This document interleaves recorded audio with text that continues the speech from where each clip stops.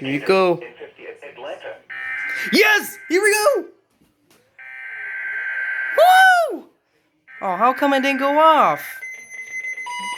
Yes! Woohoo! Woo! Let's go, baby!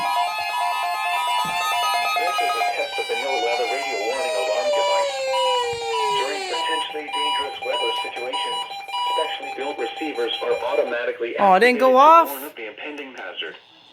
Tests are normally conducted by the National Weather Service every Wednesday and Saturday between 10 a.m. and 12 noon.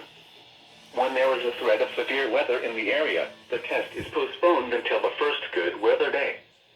Reception of this broadcast and the warning alarm will vary from place to place.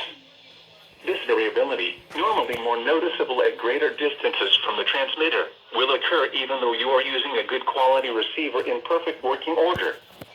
The warning alarm will be activated for severe thunderstorm, tornado, and flash flood watches, and for severe weather warnings affecting the following counties in the KIH 54 listening area: Bibb, Blunt, Chilton, Coosa, Jefferson, Shelby, St. Clair, Tuscaloosa, and Walker.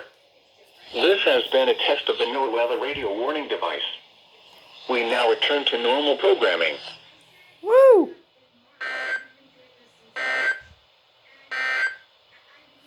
These are the 10 a.m. observations for the local area on Wednesday, December 30th. At Birmingham, it was partly sunny.